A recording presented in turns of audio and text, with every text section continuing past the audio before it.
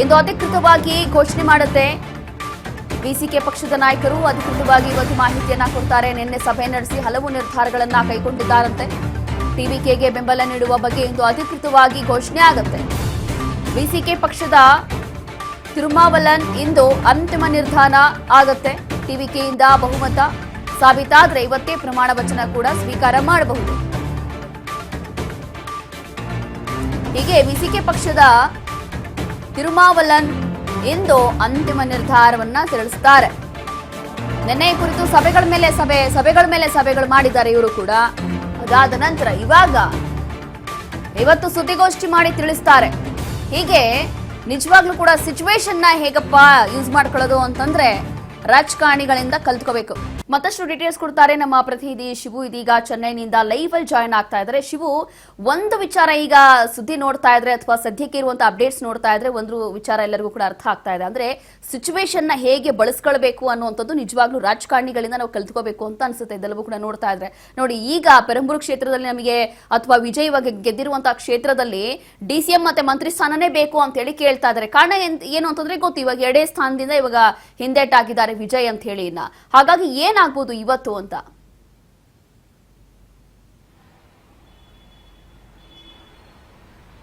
S Roshni, ಇವತ್ತು ಎಲ್ಲರ ಚಿತ್ತ ನೆಟ್ಟಿರುವಂತದ್ದು ತಿರುಮಾವಳ್ಳವನ್ನವರ ಆಫೀಸು ಮತ್ತೆ ತಿರುಮಾವಳ್ಳವನ್ ಮಾಡುವಂತ ಸುದ್ದಿಗೋಷ್ಠಿ ಮೇಲೆ. ಸುದ್ದಿಗೋಷ್ಠಿಯಲ್ಲಿ ಏನ್ ಹೇಳ್ತಾರೆ ಅನ್ನುವಂಥದ್ದೇನೆ ಇಡೀ ದೇಶ ಕಾಯ್ತಾ ಇದೆ. ಯಾಕೆಂತ ಹೇಳಿದ್ರೆ ನೀವು ನೋಡಬಹುದು, ಕಳೆದ 5 ದಿನಗಳಿಂದ ತಮಿಳುನಾಡಿನಲ್ಲಿ ನಡೀತಿರುವಂತ ಪೊಲಿಟಿಕಲ್ ಹೈಡ್ರಾಮಾಗೆ ಪ್ರತಿದಿನ ಒಬ್ಬೊಬ್ರು ಟ್ವಿಸ್ಟ್ ಅನ್ನ ಕೊಡ್ತಾ ಇದ್ದಾರೆ.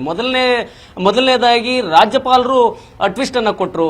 ರಾಜ್ಯಪಾಲರು ಕೇಳಿದ್ದೇನೆಂದ್ರೆ, ನೀವು ಲಿಖಿತ ರೂಪದಲ್ಲಿ 118 ಶಾಸಕರು ನಿಮಗೆ ಬೆಂಬಲ ಇದ್ದಾರೆ ಅನ್ನುವಂಥದ್ದನ್ನ ನನಗೆ ಖಾತ್ರಿಪಡಿಸಿದ ಹೊರತು ನಾನು ನಿಮಗೆ ಸರ್ಕಾರವನ್ನ ರಚನೆ ಮಾಡೋದಕ್ಕೆ ಅವಕಾಶ ಕೊಡಲ್ಲ ಅಂತ ಹೇಳಿ ಹೇಳಿದ್ರು. 2 ಬಾರಿ ಆಯ್ತು.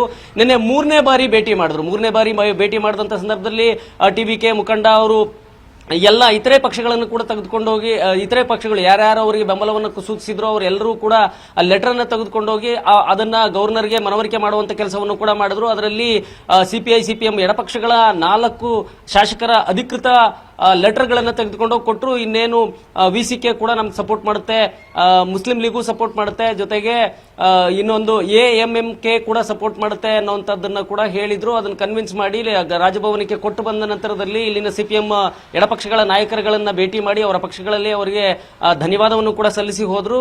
ಈ ಮಧ್ಯದಲ್ಲಿ ಎಡಪಕ್ಷದ ನಾಯಕರುಗಳು ಕೂಡ ಮಾಧ್ಯಮಗೋಷ್ಠಿಯಲ್ಲಿ ಹೇಳಿದ್ರು, ವಿಸಿಕೆ ಸಪೋರ್ಟ್ ಮಾಡುತ್ತೆ, ವಿಸಿಕೆ ಮುಖ್ಯಸ್ಥ ತಿರುಮಾವಳ್ಳವನ್ ಬರ್ತಾರೆ ನಮ್ಮ ಜೊತೆಗೆ, ಅವರು ಕೂಡ ಸುದ್ದಿಗೋಷ್ಠಿ 6:30 ಮಾಡ್ತಾರೆ ಅಂತ ಹೇಳಿದ್ರು. ಅವರು 6:30 ಬರಲಿಲ್ಲ. ಅದರ ಸ್ಟ್ರಾಟಜಿ ಬೇರೆ ಆಗಿತ್ತು. ನಿನ್ನೆ ಸಂಜೆ ವೇಳೆಗೆ ಅಧಿಕೃತವಾಗಿ ಸಿಪಿಎಂ ಸಿಪಿಐನ ಮುಖಂಡರುಗಳು ಅಧಿಕೃತವಾಗಿ ತಮ್ಮ ಸಪೋರ್ಟ್ ಅನ್ನ ಘೋಷಣೆ ಮಾಡಿದ್ರು. ಅದು ಫರ್ಮ್ ಆಗಿತ್ತು. ಅವ್ರ ಲೆಟರ್ ಕೂಡ ಅಧಿಕೃತವಾಗಿ ಕೊಟ್ಬಿಟ್ರು. ಆದ್ರೆ ಇಲ್ಲಿ ವಿಸಿಕೆ ಒಂದು ರೀತಿಯಲ್ಲಿ ಗೇಮ್ ಪ್ಲಾನ್ ಮಾಡ್ತಾ ಇದೆ. ಮೊದಲಿಗೆ ನಿನ್ನೆ ಬೆಳಿಗ್ಗೆ ಮಾಧ್ಯಮದವ್ರ ಜೊತೆಗೆ ಮಾತನಾಡಿದ್ದು ತಿರುಮಾವಳ್ಳವನ್. ಅವ್ರು ಮಾತ್ರ ಮಾಧ್ಯಮ ಜೊತೆ ಮಾತಾಡ್ತಾರೆ. ನಾವು ಸಪೋರ್ಟ್ ಕೊಡೋದಾ ಇಲ್ವಾ ಅನ್ನುವಂಥದ್ದನ್ನ 5 ಗಂಟೆಗೆ ಝೂಮ್ ಮೀಟಿಂಗ್ ಮಾಡ್ತೀವಿ. ಝೂಮ್ ಮೀಟಿಂಗ್ ಅಲ್ಲಿ ನಾವು ತೀರ್ಮಾನ ಮಾಡ್ತೀವಿ. ಅದಕ್ಕೂ ಮುಂಚೆ ಎಡರಂಗಗಳು ಏನ್ ತೀರ್ಮಾನ ತಗೊಳ್ತಾರೆ ಅನ್ನುವಂಥದ್ದನ್ನ ನಾವು ತಿಳ್ಕೊಂಡ ನಂತರದಲ್ಲಿ ನಮ್ಮ ತೀರ್ಮಾನ ಹೇಳ್ತೀವಿ ಅನ್ನುವಂಥದ್ದನ್ನ ಹೇಳಿದ್ರು. ಅಂದ್ರೆ ಇವ್ರು ಗೇಮ್ ಪ್ಲಾನ್ ಮಾಡ್ಕೊಂಡಿದ್ರಾ? ಎಡರಂಗಗಳು ತೀರ್ಮಾನ ಮಾಡಿದ್ರೆ, ಎಡರಂಗಗಳು ನಾವು ಸಪೋರ್ಟ್ ಕೊಡ್ತೀವಿ ಅನ್ನುವಂಥದ್ದನ್ನ ಹೇಳಿದ ಮೇಲೆ ಇನ್ನು 2 ಸೀಟ್ಗಳು ಬಾಕಿ ಉಳಿತವೆ, ಅನಂತರ ನಾವು ನಮ್ಮ ಡಿಮ್ಯಾಂಡ್ ಅನ್ನ ಇಡೋಣ ಅನ್ನುವಂಥದ್ದು ಏನಾದ್ರು ಮೊದಲೇ ಪ್ಲಾನ್ ಮಾಡ್ಕೊಂಡಿದ್ರ ಅನ್ನುವಂಥದ್ದು. ನೀವು ಹೇಳಿದಾಗೆ ರಾಜಕೀಯವಾಗಿ ಸಂದರ್ಭವನ್ನ ಹೇಗೆ ಬಳಸ್ಕೋಬೇಕು ಅನ್ನುವಂಥದ್ದನ್ನ ಈಗ ವಿಡುದಲೈ ಚಿರತೆಗಳ ಪಕ್ಷದ ತಿರುಮಾವಳ್ಳವನ್ ಮಾಡ್ತಿರುವಂತದ್ದು. ಅವರಿಗೆ 2 ಸೀಟ್ ಇದೆ.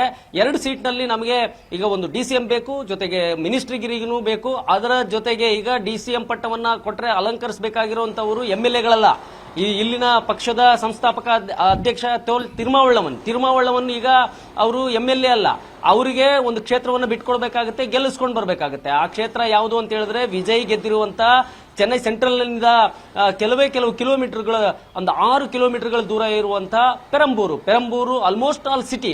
ಸೊ ಈಗ ಈರೋಡು, ತಿರುಚಿ ಮತ್ತೆ ಪೆರಂಬೂರಿನಲ್ಲಿ ವಿಜಯ್ ಗೆದ್ದಿದ್ದಾರೆ. ತಿರುಚಿಯನ್ನ ಬಿಟ್ಕೊಡುವಂತ ಸಾಧ್ಯತೆ ಇದೆ. ಪೆರಂಬೂರನ್ನ ಇಟ್ಕೊಂಡು ತಿರುಚಿಯನ್ನ ಬಿಟ್ಕೊಟ್ಟು ಅಲ್ಲಿ ಎಲೆಕ್ಷನ್ ಮಾಡಿಸುವಂತ ಸಾಧ್ಯತೆ ಇದೆ. ಯಾಕಂತಂದ್ರೆ ಪೆರಂಬೂರು ಏನಿದೆ, ಪೆರಂಬೂರು ಅದು ಚೆನ್ನೈ ಸಿಟಿಯಲ್ಲೇ ಇದ್ರೆ ಅವರಿಗೆ ಹತ್ರ ಆಗುತ್ತೆ, ಎಲ್ಲವೂ ಕೂಡ ಸುಲಭ ಆಗುತ್ತೆ, ನೋಡ್ಕೊಳ್ಳೋದಕ್ಕೆ ಹತ್ರ ಆಗುತ್ತೆ ಅನ್ನುವಂಥದ್ದು ಕಾರಣದಿಂದ ಪೆರಂಬೂರನ್ನೇ ಇಟ್ಕೊಳ್ಳುವಂಥದ್ದು ಅದು ಶತಸಿದ್ಧ ಅದು. ಆದ್ರೆ ತಿರುಚಿಯನ್ನ ಬಿಟ್ಕೊಡ್ತಾರೆ, ಆದ್ರೆ ಪೆರಂಬೂರನ್ನೇ ನಮಗೆ ಬಿಟ್ಕೊಡ್ಬೇಕು ಅನ್ನುವಂಥ ಒಂದು ಅಡಿಷನಲ್ ಆದಂತ ಒಂದು ಡಿಮ್ಯಾಂಡ್ ಅನ್ನು ಕೂಡ ಇಟ್ಕೊಂಡಿರುವಂತದ್ದು. ಈಗ 10 ಗಂಟೆ ವೇಳೆಗೆ 10:10 ವೇಳೆಗೆ ಮಾಧ್ಯಮಗೋಷ್ಠಿಯನ್ನ ಮಾಡ್ತಾರೆ. ಮಾಧ್ಯಮಗೋಷ್ಠಿಯನ್ನ ಮಾಡಿ ನಮ್ಮ ಸಪೋರ್ಟ್ ಏನಿದೆ ಅಂತ ಹೇಳ್ತಾರೆ. ನಿನ್ನೆ ರಾತ್ರಿ ಪೂರ್ತಿ ಈ ಬಗ್ಗೆ ಮಾತುಕತೆ ನಡೆದಿದೆ, ಒಂದು ಬಾರ್ಗೇನಿಂಗ್ ನಡೆದಿದೆ, ಏನ್ ಕೊಡಬೇಕು ಏನ್ ಬಿಡಬೇಕು ಅನ್ನುವಂಥದ್ದನ್ನ. ಆ ಪೆರಂಬೂರನ್ನ ಬಿಟ್ಕೊಡುವಂಥದ್ದು ಮತ್ತೆ DCM ಪಟ್ಟ ಕೊಡುವಂಥದ್ದಕ್ಕೆ ಟಿವಿಕೆ ಮುಖ್ಯಸ್ಥರು ಒಪ್ತಾ ಇಲ್ಲ.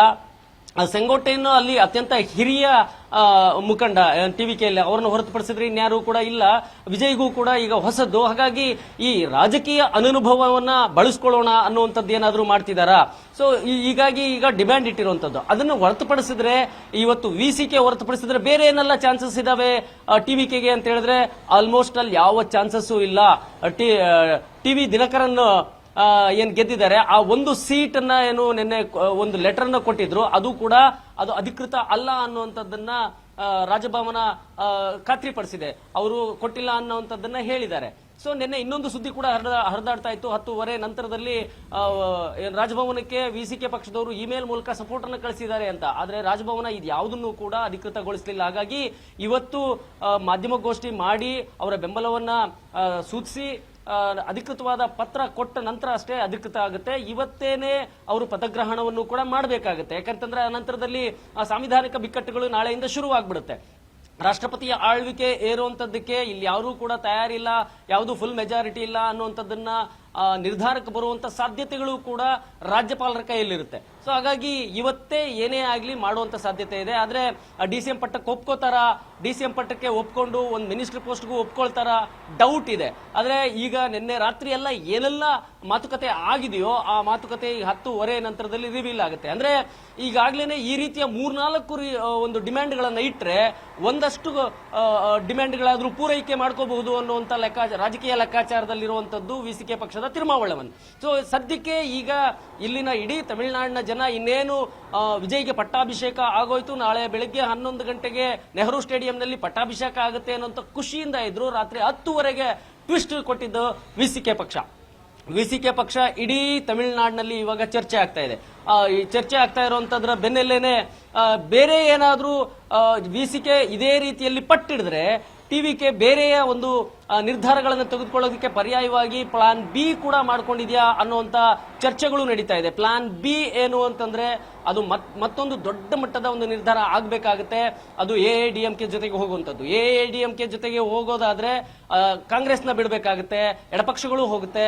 AIADMK ನಾವು ಸಪೋರ್ಟ್ ಮಾಡ್ತೀವಿ ಅಂದ್ರೆ ಅವ್ರಿಗೆ ಯಾವುದೇ ಸಿಂಗಲ್ ಪಕ್ಷಗಳು ಬೇಕಾಗಿರೋಲ್ಲ, DMK ಸಪೋರ್ಟ್ ಮಾಡೋ ಮಾತೇ ಇರಲ್ಲ. ಸೊ ಹೀಗಾಗಿ ಇಷ್ಟೆಲ್ಲ ಬೆಳವಣಿಗೆಗಳ ಮಧ್ಯೆ ಇವತ್ತು ತಿರುಮಾವಳವನ್ನು ಮಾಡುವಂತ ಒಂದು ಪ್ರೆಸ್ ಮೀಟ್ ಏನಿದೆ ಅದು ಮಹತ್ವವನ್ನು ಪಡ್ಕೊಂಡಿದೆ. ರೋಶಿನಿ. ಎಸ್ ಶಿವು, ಈಗ VCK ಅವರೇನೋ ಈಗ ಸುದ್ದಿಗೋಷ್ಠಿ ನಡೆಸ್ತಾರೆ 10:10 ನಂತರದೆಲ್ಲವೂ ಕೂಡ ಗೊತ್ತಾಗುತ್ತೆ ಅಂತ ನಾವು ಹೇಳ್ತಾ ಇದೀವಿ. ಹೌದು, ಬಟ್ ಈಗ ಇವರು ನಿಜವಾಗ್ಲೂ ಕೂಡ ಬೆಂಬಲ ಸೂಚಿಸ್ತಾರ ಅಥವಾ ಇವಾಗ ಏನ್ ಇವರು ಡಿಮಾಂಡ್ ಇಟ್ಕೊಂಡಿದ್ದಾರಲ್ಲ ಇದಕ್ಕೆ ವಿಜಯ್ ಒಪ್ಕೊಳ್ತಾರ, TVK ಇಂದ ಒಪ್ಕೊಳ್ತಾರ ಇದು ಅಂತಂದ್ರೆ ಇಲ್ಲಿ DCM ಸ್ಥಾನ ಇರ್ಬೋದು ಅಥವಾ ಮಂತ್ರಿ ಸ್ಥಾನ ಇರ್ಬೋದು, ಅದು ಕೂಡ ಅಷ್ಟು ಕಷ್ಟಪಟ್ಟು ಅಲ್ಲಿ ಅವರು ಸಿಂಗಲ್ ಆಗಿ ಸ್ಪರ್ಧೆ ಮಾಡಿ ಗೆದ್ದಿರುವಂತ ಕ್ಷೇತ್ರ, ಅದು ಕೂಡ ಪೆರಂಬೂರು. ಇಲ್ಲಿ ಇವರು ಡಿಮಾಂಡ್ ಮಾಡ್ತಿದ್ದಾರೆ ಅಂತಂದ್ರೆ ವಿಜಯ್ ಇದಕ್ಕೆ ಒಪ್ಕೊಳ್ತಾರ. ಇಫ್ ಇನ್ ಕೇಸ್ ಒಪ್ಕೊಂಡಿಲ್ಲ ಅಂತಂದ್ರೆ ಬೇರೆ ಆಪ್ಷನ್ ಏನಿರ್ಬೋದು ಅವರಿಗೆ?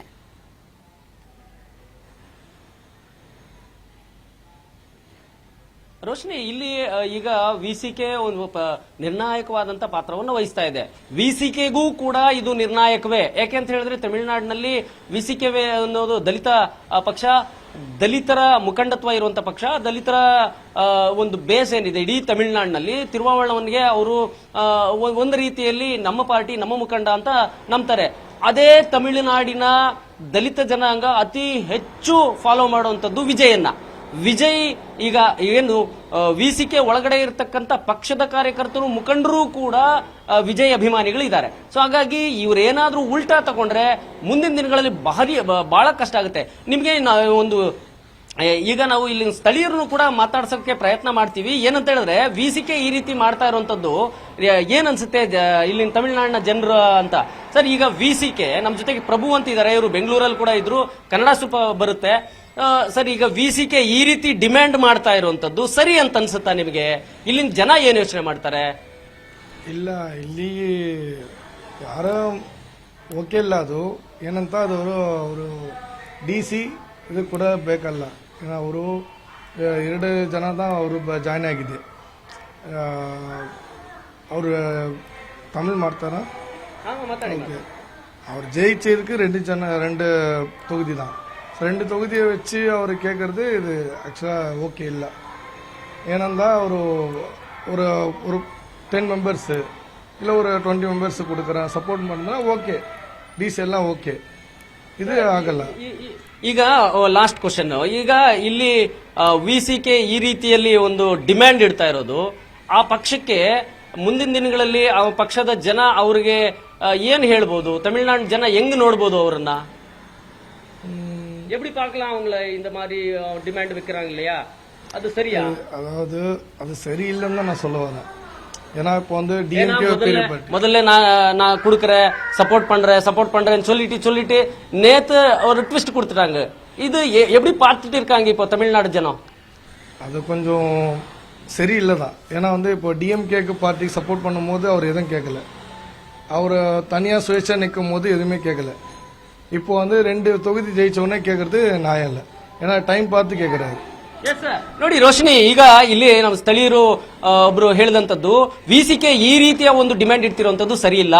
ವಿಸಿಕೆ ಡಿಎಂಕೆ ಜೊತೆಲಿದ್ದಾಗ ಯಾವುದೇ ಡಿಮ್ಯಾಂಡ್ಗಳನ್ನು ಇಡ್ತಾ ಇರಲಿಲ್ಲ.